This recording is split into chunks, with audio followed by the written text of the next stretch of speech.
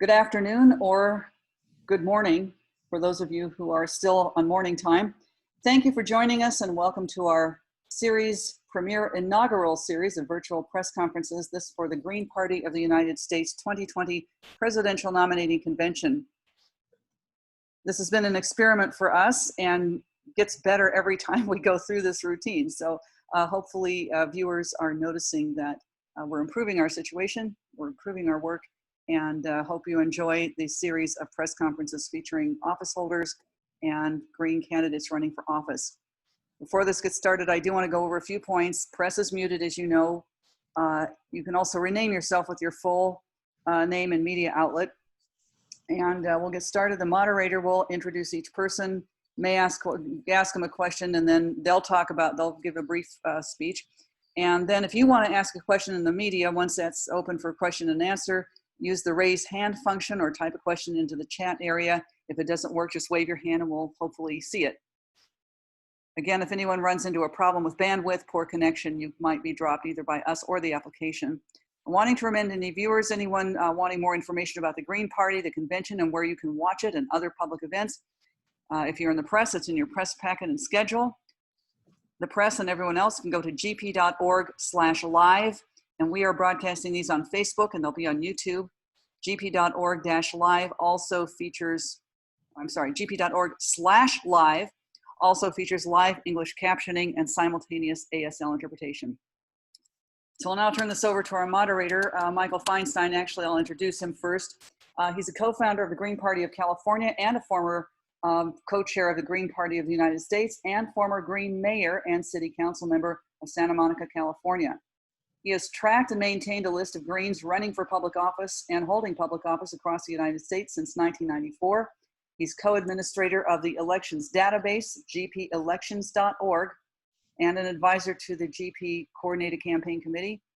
He'll be presenting, or he has presented, a workshop on the Green Elections database and how you can use it for research, keeping track of Green candidates and office holders. And that's a very valuable service. Again, gpelections.org for anyone wanting all the details about every Green candidate and office holder we have ever been able to track. Michael, I'll turn it over to you. Thank you, Michael, for hosting again.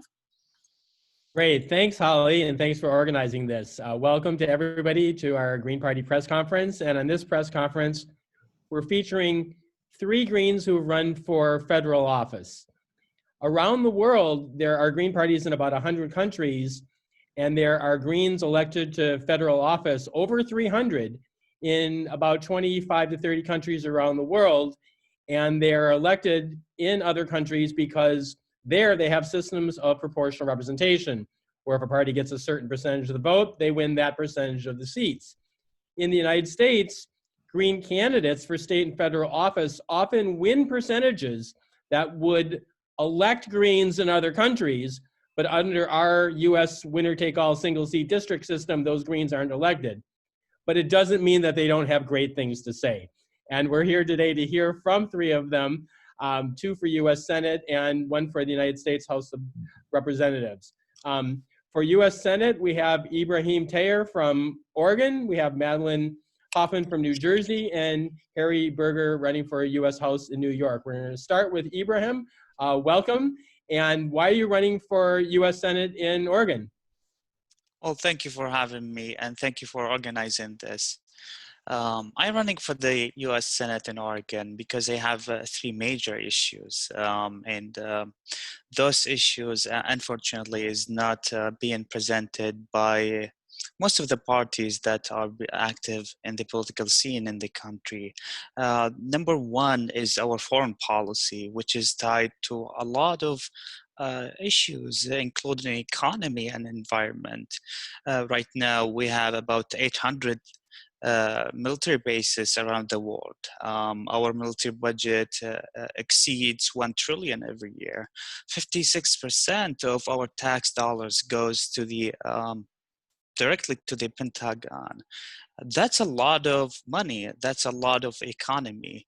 And away from the economy, the legality of what we're doing, the foreign policy, the actions that we're taking are condemned by international law, and most of the time it violates the Declaration of the Human Rights. And unfortunately, as I said, it is absent from the political scene, as we see the federal government is dominated by two major parties, Democrats and Republicans, and both of them are supportive of our imperialism. That's a huge issue. It involves a lot, and it is absent. So this is one. Two, our economy is getting now globalized, centralized, and the meaning of having a centralized economy is few people can control the lives of millions of peoples. In this case, you know, we have only 100 people, wealthy people here in the country who have wealth equivalent to 50% of the whole world. That's a huge power, and it is concentrated in the hands of few. This is why we have a lot of problems when we talk about the money in politics. We're talking about people who have influence, and they have influence because of their money. And this is because of policies that they were taking that centralized that money. And now we could see in the latest stimulus bill, there's like the biggest theft for the people's money and tax dollars money. You know, now 41% of small businesses, local businesses, are gone because of policies that were taken. So it means more concentration of power and wealth. This is a huge issue. If we were talking about income inequality before this crisis, now we should really be worried about it. And it is absent, if you can notice, from the federal discussion. It is absent, this concentration of power. And I think most of you know the new NAFTA, the USMCA, was signed just last March, while the people were distracted by the impeachment trials. They signed it and passed it and ratified it into law. And you know, the new NAFTA, how many jobs and how many concentration of wealth happened from before. So this is a huge issue. Madeline Hoffman, you're running for U.S. Senate in New Jersey. You've been a peace activist. I met you in the late 90s when you were a pioneer getting the Green Party off the ground, running for governor in New Jersey. Are you hearing a lot of similar issues in what Ibrahim said? Yes, I am, Mike, and thanks to everyone for being here and for holding this press conference. I could probably have given the same speech as Ibra just gave because of those issues. Many of these issues have been even further highlighted by the pandemic we just lived through, or we're still living through and dealing with. I'm actually running against Senator Cory Booker, the Democrat, the incumbent Democrat, who ran for president for a time and then gave up on those ambitions and came back to run for U.S. Senate in New Jersey. And I take issue with Senator Booker on a number of these very same matters that Ibra was talking about. First of all, single-payer healthcare and the need to expand and improve Medicare for everyone. Senator Cory Booker said that he stands behind Joe Biden in tweaking the Affordable Care Act. And any of us who have benefited from the Affordable Care Act know that it's extremely expensive and you get very little in return. And it's time instead to scrap that. It was time before the Affordable Care Act to have a true healthcare for all. And this is what one of the things I am working for and fighting for in New Jersey. And Senator Cory Booker does not agree. We get the money to implement such a healthcare system through cutting the military budget. Cutting the military budget by at least 50%. And any Green New Deal, to be a real Green New Deal and an effective one, has to confront the military industrial complex. And Senator Cory Booker does not do that. He does not confront the military industrial complex. In fact, he just proposed an amendment that would mandate, amendment to a previous piece of legislation, that would mandate that the United States gives Israel $3.8 billion annually for the next 10 years. And that's a ceiling. That's a floor, not a ceiling. So should somebody propose that it be more, then more can be spent. And he said flat out when he was running for president that if anyone is concerned about the occupation, the Israeli occupation of Palestine, then he's not their candidate, and they should look for another candidate. And I would like to believe that I am that candidate. I'm concerned about the US military operations throughout the world, and specifically with Cory Booker in both Israel and Iran. Cory Booker, we had to push him like crazy to sign the Iran deal. And now that it's no longer in place, Senator Booker says he's not in favor, he's probably not in favor of such a deal. So if we take the money out of the military budget, at least 50%, we can implement single-payer healthcare, and then we can also implement measures to address climate change, which we can't do unless we cut the military budget and cut the endless wars, join the global call for a ceasefire, especially during this pandemic, and institute a workers and students Bill of Rights so that workers don't have to worry. They can have unlimited sick pay during this pandemic and later. Rents and mortgages are canceled. Student debt is not put on hold, but forgiven. College tuition is free. There's a whole range of options that can be included in this workers and student Bill of Rights. Last thing on education, if you look at, Senator Cory Booker was mayor of the city of Newark from 2006 to 2013. And people in Newark are mad and are angry at him because he dismantled the public education system, moved it to private charter schools. The issue of lead contaminated water cropped up during his watch. Police brutality was an issue during his watch. And so I believe that I can better represent not only people in Newark, but throughout the state, defund the police, defund the military, implement true single-payer healthcare for all, and a workers and students Bill of Rights. Well, Madeline, I was originally going to say to you, isn't Cory Booker one of the good guys, and how dare you run against him? So you gave us a lot of arguments why. Yeah. Harry Berger is our next candidate. He's running for Congress in New York's 2nd District on Long Island to replace Peter King, who's not seeking re-election. And Harry wants to get big money out of politics, implement universal health care, and like our previous speakers, defund our military. Harry, is there a lot of similarity between what we've been hearing here about shifting resources from the military overseas and the defund the police and shift money into social services in the country? Is there a parallel between those two? Oh, definitely. I think it is literally about the difference between life and death. I want to first thank you for hosting this conference and for inviting me here. I'm Harry R. Berger, and I'm running for Congress on Long Island.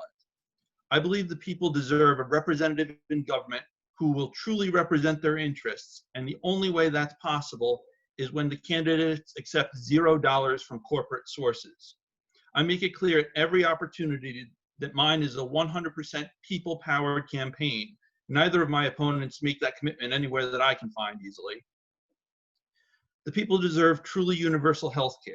Out of over 50 nations considered highly developed by the United Nations, we're the only one that lets people become billionaires by medical extortion. It's literally your money or your life. Who benefits from that system? It's not you and it's not me. It's big insurance, big pharma, and other businesses who want you to be dependent on them to afford good health insurance. They get rich, then they use bribery with extra steps to make it technically not illegal to put lots of money into campaigns for either incumbent politicians who support the status quo or challengers to those incumbents who would threaten their fortunes. Military manufacturers do the same thing until we're spending more than twice as much on war as the next 10 nations combined. Back in college, I was in the Army ROTC program for 2 years until I decided that I don't want the story of my life to be about death, and I left. At the same time, I also said no to designing machines that just kill people. Now, for a mechanical engineer on Long Island, That meant passing up most of my job opportunities, including the ones that paid the most. I want to use one problem to solve the other. Big cuts to the war budget, I say at least 50%. If we cut the military budget by 50%, we're still spending more than the next 10 countries together. That's more than enough.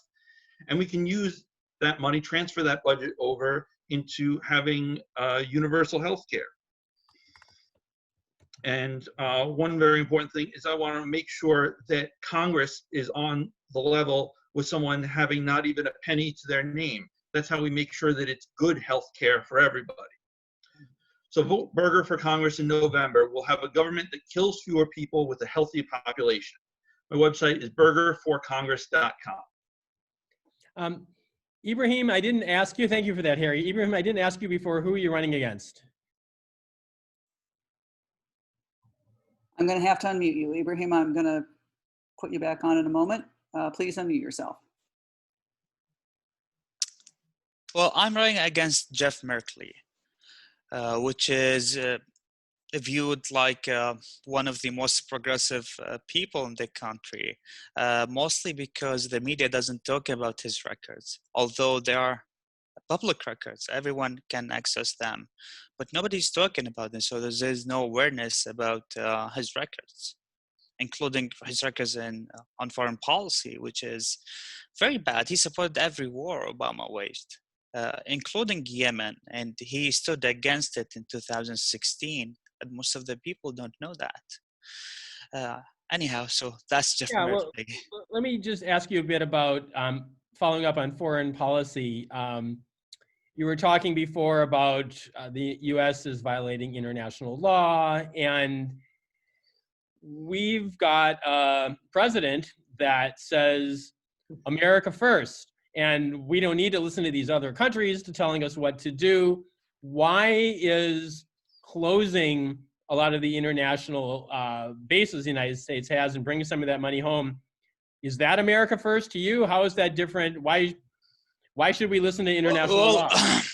I get from your question there's something special about this president. There's not. It's all of our presidents since Reagan. Our foreign policy, it was bad since Reagan. So it's not really confined to this president. We know Obama took us from 2 wars to 8 illegal wars. So we shouldn't talk about our president, this president. Actually, he tried to close the Germany military base, but Democrats opposed it. He tried twice to get out of Syria. Democrats opposed it.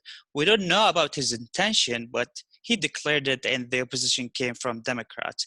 So let's get out of this context of Democrats are better than Republicans with foreign policy. They're the same.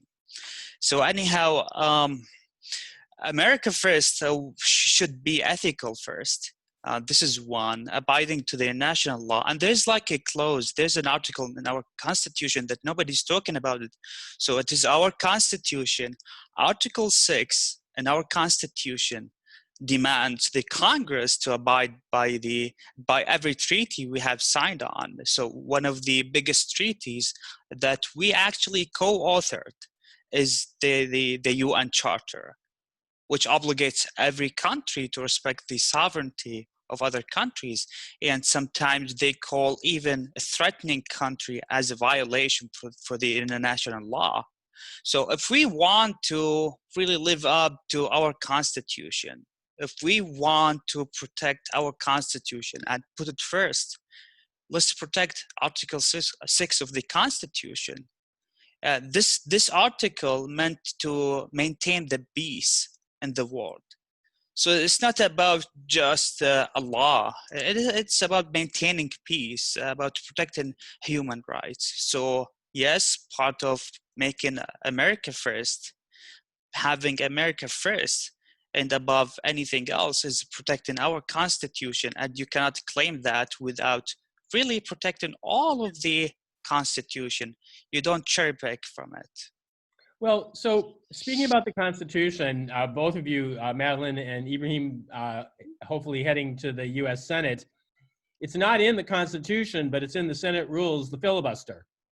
And there's a lot of talk about the nuclear option of completely getting rid of the filibuster in the US Senate. There's also the issue that the US Senate massively overrepresents some people and underrepresents others.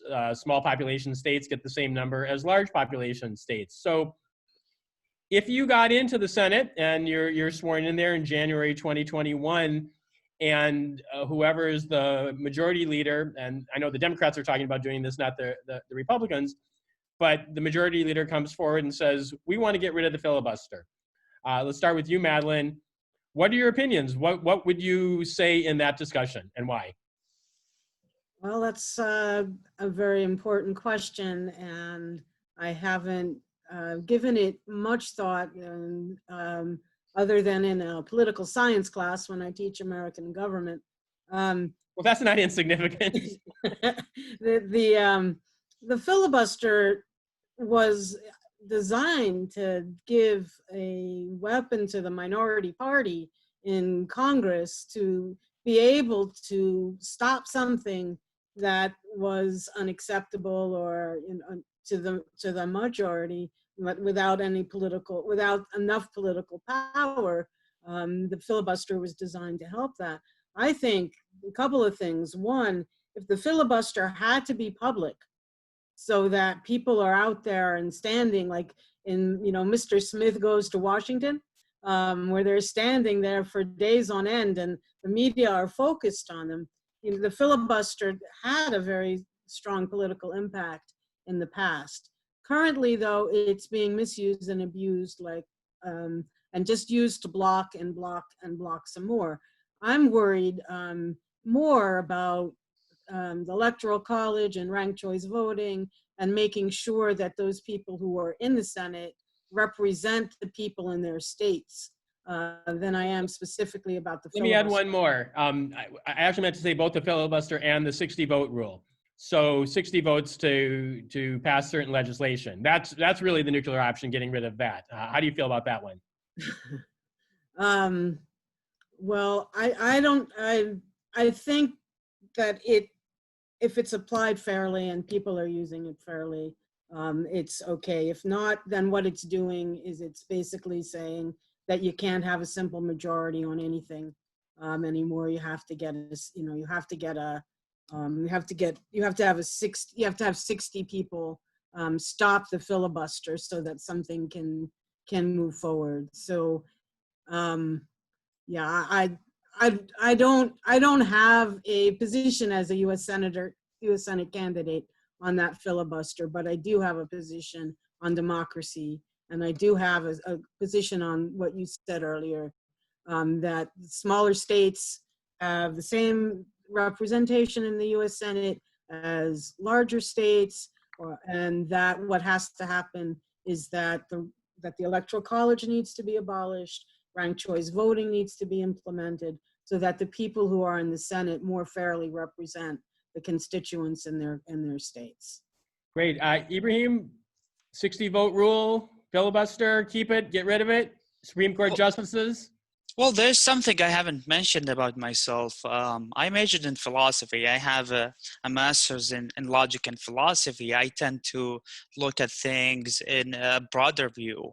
And when you talk about just one procedure in the Senate, one procedure in the Congress, we're not talking about the biggest picture. So if you fix, let's say, if you fix the filibuster, if you fix this voting rule, are you going to fix the whole Congress? The answer is no. So we don't need to discuss a lot of these procedural issues. We need to discuss how do we fix the whole Congress. But yeah, the filibuster is not democratic because one person can stop a whole bill. It can stop it from 500 members in the Congress. So one person has that much power, which is just like playing politics. It's not really something we really need to defend. So this is the filibuster. Anyhow, reconfirming the idea of looking on a broader view, we have an issue with land distribution and people representation. And I don't know how to fix it because it's complicated. I have looked at it, whether the Senate is fairly representing small states versus big states. And when we talk about this representation, we're talking about people's life pertaining to their land. So we're not talking about objectively about land issues, economic issues, like something is not related to people. It is related to people. So how do we fix these problems? We need to have a deeper discussion because we need to protect people's right within themselves and within the place that they live in. So this is my Great, answer. thank you. Let's jump over to Harry. Harry, I know you want to talk a little bit about the spoiler question, something that Greens often run into. Sure. Well, if anybody is worried about me spoiling the election, they shouldn't be telling me not to run. They should call their state senator and assemblyman to implement ranked choice voting. The so-called Democrats have complete control of both houses and the governor's chair in New York State. They could have changed the election law anytime they wanted. And instead of implementing ranked choice voting the way Maine did, they chose to be anti-democratic by trying to crush everything but the big two parties. They snuck a change into the first coronavirus emergency law to make it 6 times harder for parties to maintain ballot access. Now we need 3 times as many votes twice as often. The Green Party is currently fighting a lawsuit to overturn the change. So you're saying when Governor Cuomo was getting all these popular good kudos for handling the virus well, that maybe, and that he should have been a presidential stand-in for Biden if Biden had dropped out, maybe there's more to the story. Oh, he's one of the worst in terms of being anti-democratic and just trying to crush other parties.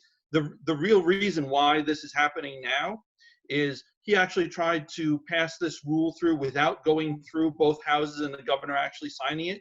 And there was a lawsuit that shot it down the first time because they didn't follow the procedure. Get into the coronavirus bill to try to shove it down our throats again. And the reason this is happening is because in the last governor's election, the Working Families Party, instead of cross-endorsing the Democratic nominee, they nominated the woman who challenged Cuomo in the primary, who's more progressive. And so he decided to fix their wagon and destroy all parties besides the big two at the same time, instead of making it so that we could have more candidates in the election and you don't have to worry about spoilers. Great. So I have 2 final questions because we're nearing the end of our time.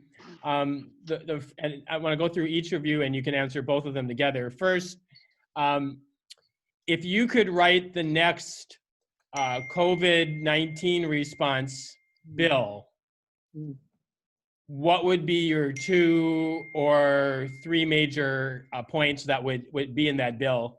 And not looking back to what we should have done in March, but where we are today. And then the second question is, if we come out of Saturday tomorrow with a nominee, with a president and vice presidential nominee, how do you see working with that campaign at all in your area? So let's go back to the West and go back to Ibrahim and both of those questions. What kind of bill? What are the main points in a bill you would write for a COVID-19 response? Well, that's a great question because I don't know if you're aware of what is happening with the economy. If you allow me, if you can give me like just 1 more minute to explain it. Since before the COVID, 78% of the people live from a paycheck to a paycheck. 50% of the people doesn't have $500 in case of emergency. 12% of the people live under the fixed poverty line. And then the COVID thing started with the lockdowns and the shutdowns of the economy and the lack of the earlier assessment of the COVID. What is happening now is we reached a point that 40 million people are without jobs. 41% of small businesses are being destroyed. And when we look at the stimulus bill, we could see there's nothing for the small businesses. 4.5 trillions went a giveaway for big corporations, and for small businesses, it's only 1 month worth of payroll. And it is alone if they can keep their employees. So 1 month out of 4 months. So this is what they give for small businesses. And I think you've heard like last week about the PPP loans, how the rich people also use that. The thing is, the bonus of the unemployment insurance is going to end this month. The moratoriums and on evictions and foreclosures ended last month. We are heading toward a disaster, but nobody's talking about it because at least 50% of those who are unemployed right now cannot live without that bonus, and we don't have it right now. So first, we need to fix the small businesses economy and extend the bonus until we can revive those small businesses and create more jobs. Second, we need to demand an investigation about what's happened, because I've looked at the statistic coming from different states and for the whole country. There's like an artificial steep in the deaths, and when you analyze it, it's coming because of protocols happened mainly to manage the older population that has died. And knowingly that happened, and within 3 weeks of the time, that means it is a mismanagement. It's not naturally a spread of the disease when you look at the epidemiology models. So this artificial steep of deaths needs to be investigated artificially. I think, and Como just like pushed those seniors who were diagnosed into their seniors' homes. It just like go killed your friends. So this is what happened. And with the use of ventilators, 8 out of 10 people would die from ventilators, even if they're not sick. But they did it anyway without any prior studies, even if some warnings came out from Italy. From the beginning, it was like following the whole issue. So they came, they never acted upon them. So we need to investigate what's happened. And with regards to the second question, I don't know what's gonna happen. Most likely, We'll come back to you after Saturday then. Yeah. Maybe you can decide based on who we nominate. Madeline, what's in your bill? All right, well, in my bill, I've done a lot of thinking about this, obviously, because the bulk of my campaign to this point has been conducted during a pandemic and a lockdown. So a lot of things to think about. First of all, I would go back to the single payer healthcare and not so that healthcare and health insurance rather is not tied to your employment. Because with all the jobs that have been lost, people have also lost their health insurance. Second, I would advocate for a universal basic income of $2,000 a month. The $1,200 once is simply not enough. The unemployment benefits are simply not enough. So a universal basic income. Unlimited sick pay. The people who are working, say, in the meatpacking plants in the Midwest, they wanted those meatpacking plants to be shut down because COVID-19 was rampant, and the president ordered them back. And then the governor of one state said, well, if you don't go back during the pandemic, we'll consider that a mandatory quit. So you lose all your benefits. No worker, unemployment benefits rather, no worker should have to make that kind of choice. Either I'm going to stay home and I won't have benefits, I can't put food on the table, or I'm going to go to work and I'm going to get sick. So unlimited sick pay, personal protective equipment if people need it. Amazon is a case in point. Bezos is making money hand over fist.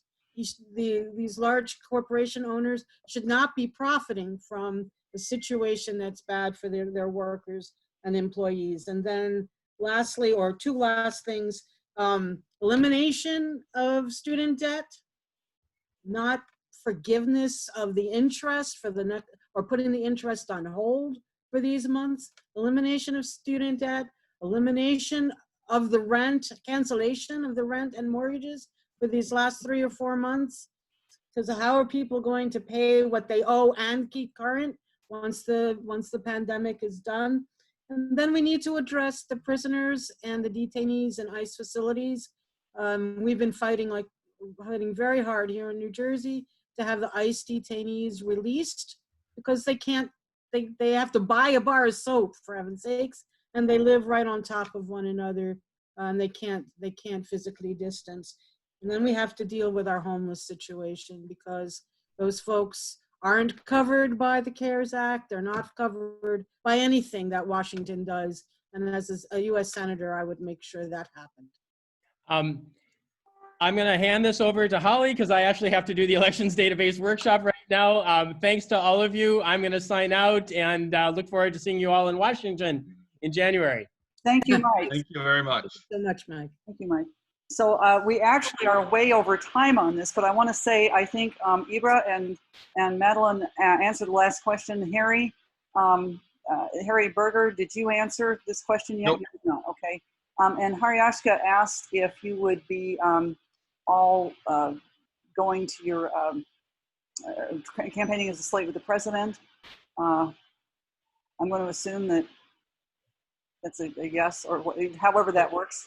So Well, very much so. In my case, especially, like I mentioned previously on the spoiler question, in the case of New York State, unless whoever the Green Party nominates for president gets 150,000 votes this election, we lose our ballot access, and all the people registered with the Green Party in New York State are made to, no party preference or something like that. And we lose that whole thing, even if we manage to get the ballot access back 2 years later with the governor's race. It's a real mess there. So whoever the Democratic nominee is, I'm definitely going to be telling people to vote for that person so that we can keep our ballot access. It's very important. I needed 34 signatures originally, and it got knocked down to 11 with the COVID emergency.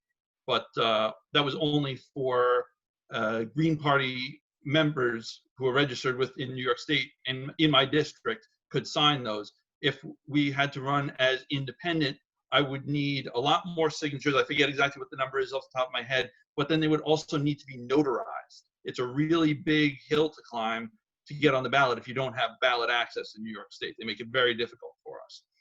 And in regards to the COVID-19 emergency, the way our government has been going about this has been all wrong from the beginning. They've been doing the trickle-down effect, where they give money to the businesses and count on that to trickle it down to the people. We need to do it the other way around. We need to give money to the people, and they will spend it because we need it.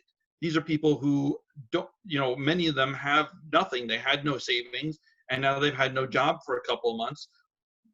They've got plenty of bills they're itching to pay, but they don't have the money for it. So if we did something like what Canada does, where they said $2,000 to everybody once a month for as long as this crisis lasts, that would be a big help towards people being able to afford to make their rent payments and things like that.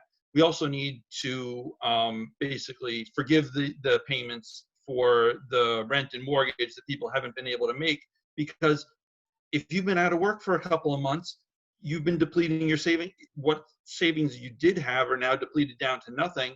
And suddenly, okay, the virus is over, back to normal again, and you get hit with 4 or 5 months of back rent. How is anybody supposed to pay for that? I have no idea. It's just not possible as near as I can see. So we need to have a solution for that. And basically, it's going to have to be that the people at the bottom get bailed out, and the people at the top who have all the wealth already, they're going to be the ones who take a hit, and they can afford to. Thank you. We are well over time, but all of you really contributed a lot of really excellent stuff. Ibra asked how to get the recording, and it's on Facebook. We will have the file. This one is recording, and we will have the file available for the candidates and press if they need. So I'd like to thank you all for coming. We're going to close this out now. Thank you very much. We've had a great list of excellent candidates. Want to mention gp.org/live for those who would like to watch the convention tomorrow. And we'll have another press conference right after the convention with the nominee and vice presidential nominees. And so we hope people enjoy the rest of the day's workshops and convention, and best wishes to all of you in your campaigns. Thank you for coming. Thank you very much for hosting us.